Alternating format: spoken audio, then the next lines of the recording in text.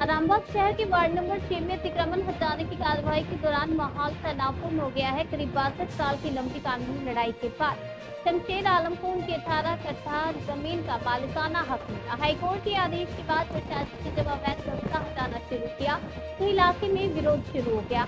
तृणमूल नेता शेख राकेश अली के नेतृत्व में लोगों ने सड़क पर उतरकर पुनर्वास की मांग करते हुए अहिल्याबाई रोड को जाम कर दिया।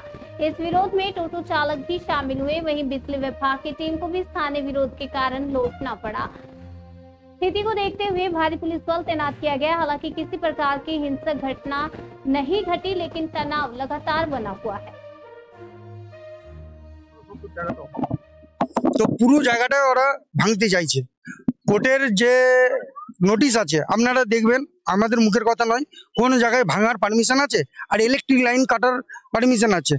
ইলেকট্রিক লাইনটা কার কাটবে, কোন ব্যক্তির কাটবে, সেটাও কোনো নোটিশ এখনো পর্যন্ত কেউ পায়নি। তা সত্ত্বেও ওরা এসে বারবার ধমকি দিচ্ছে।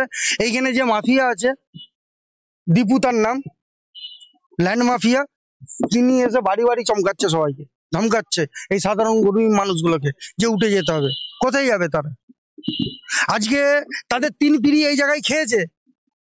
30 বছর থাকলে সেই জায়গায় তার পুনর্বাসন থাকে, কোর্টের অর্ডার আছে, আর মানবিকতা আছে তো মানুষের কিছুটা, সেটাও দেখাচ্ছে না। তারা বলতে চাইছে তাদেরকে ডেকে বসা হয়েছিল, বসে বলেছে এই 5টা পরিবারকে মাত্র 1.5 কাঠা জায়গা কিনে দিবে। সেই জায়গাতে তারা তিরপল কাটিয়ে থাকবে, কি কাটিয়ে থাকবে তাদের জানা শোনা কিছু নেই। আজকে লাইন কাটেনে, লাইন কাটতে আসবে এবং এই বস্তি উচ্ছেদ করতে আসবে। যেটুকু আমরা খবর পেয়েছি, ওদের বাড়ি বাড়ি এসে বলেছে মাল খালি করো, মাল খালি করো। আমরা পাড়ার ছেলেরা সব তাই একত্রিত হয়েছে। ওই যে মাফিয়া আছে দীপু, পুরো নাম জানি না, আমিরুল হক, ভালো নাম। তারা কোথায় যাবে সেটা আপনাদের সাংবাদিকের মাধ্যমে আপনারাই বিচার করে বলুন। এই গরিব মানুষগুলো যাবে কোথায়?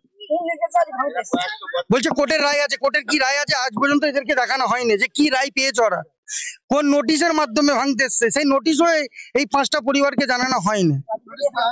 হ্যাঁ, এই তো আগের বারে আপনারাও এসেছিলেন, দেখতে পেয়েছিলেন, কোর্টে পেয়াদারা ছিল, নাজির ছিল, তার সঙ্গে কিছু প্রশাসনের আধিকারিক ছিল।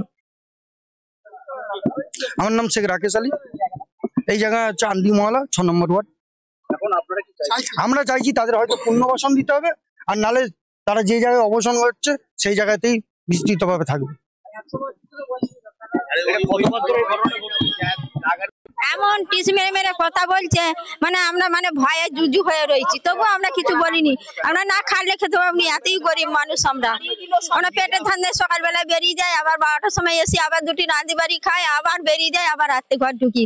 আমরা কারু এতে নাই, তবু আমাদের উপরে ওই রকম অত্যাচার করছে। রাস্তাঘাটে রায় থাকলে পানি, যদি রাস্তাঘাটে রায় থাকে এমন গাড়ি নিয়ে যাবে, একবারে মনে হবে যেমন পেশাই করে দিয়ে চলে যাবে, এমন রেসে গাড়ি নিয়ে যাবে। হ্যাঁ হ্যাঁ, বলছে আমাদের জায়গা, বলছে ওনাদের মানে যার জায়গা তাকে ফেরত দিতে হবে। আমি বলছি যে কেন ফেরত দেবো, আমার দলিল আছে, আমার দলিলের কথা বলবো। বলছে আপনার ফার্স্ট দলিল। আমি যে ফার্স্ট দলিল 150 বছর ধরে বসে রয়েছি, ফার্স্ট দলিল কি করে হতে পারে? কিছুক্ষণের মধ্যে উচ্ছেদ করতে আসবে বাড়ি, বলছে আপনারা কোথায় যাবেন বা কোনো চিন্তা ভাবনা করেছেন? আমরা ওইখানেই থাকবো, ওইখানেই মরবো, ওইখানেই মরবো, আমরা ওই ঘরেতেই মরবো। আমাদের যে এখন মাথার ছাদ চলে যাবে, আমরা জীবনে বেঁচে থেকে কি করবো? ওই ঘরেতেই আমরা মরবো, ছেলে পুলে স্বামী নিয়ে আমরা ওই ঘরেতেই মরবো। আমরা কোথায় যাবো? আমাদের যাবার কোথাও ঠাঁই নাই, না থাকতে দেয়, আমাদের তো যাবার কোনো জায়গা নেই। কি নাম আপনার? নামটা কি? আমার কোনো কিছু নেই। আমাদেরকে যদি এখানে না থাকতে দেয়, শেষ পর্যন্ত আমরা কোথায় যাবো? আমাদের মৃত্যু ছাড়া আর কোনো রাস্তা নেই। আমরা এখানে কেরোসিন তেল দিয়ে গাড়িতে পুড়ে মরবো এখানে, আর যদি জিসিবি আসে মেরে দিবে, ঘরেই থাকবো, মরে যাবো, ব্যাস এটাই আমাদের। এই মেয়েটাকে রাস্তায় হুমকি দেখায়, এই মেয়েটা আমার বড় হচ্ছে, এই মেয়েটাকে আমাকে রাস্তায় হুমকি দেখাবে, এই মেয়েটাকে সুরজ খেপা চোখ দেখাবে, আমাকে চোখ দেখাবে, ভয় দেখাবে, কেমন করবে সব জিনিসেতে। রাস্তা দিয়ে, ওই রাস্তা তো আমাদের একটা দিয়ে যাচ্ছে। হ্যাঁ, কেমন করে সব জিনিসেতে আমাকে কেমন করবে, একটু একটু তো আমাকে দেখলেই আমাকে চোখ দেখাবে, আমাকে চোখ দেখাবে, ও রাগ করে। আমার নাম নুসরাত খাতুন। যে আরামবাগ পৌরসভা বা এসডিও বিভিন্ন জায়গায় আপনারা লিখিত অভিযোগ দেওয়া সত্ত্বেও যিনি যার মালিক তিনি আসছেন বিভিন্ন রকম জেসিবি নিয়ে উচ্ছেদ করার জন্য, তো আপনারা সরবেন না এই জায়গা থেকে, যেটা বলছেন। হ্যাঁ, এখানেই থাকতে চাই, এখানেই মরতে চাই, আমরা আর কোনো কিছুই নেই, আমরা এখানেই থাকতে চাই। হ্যাঁ, আমাদের এখান থেকে ছাই চলে যাবে, আমরা কোথায় যাব?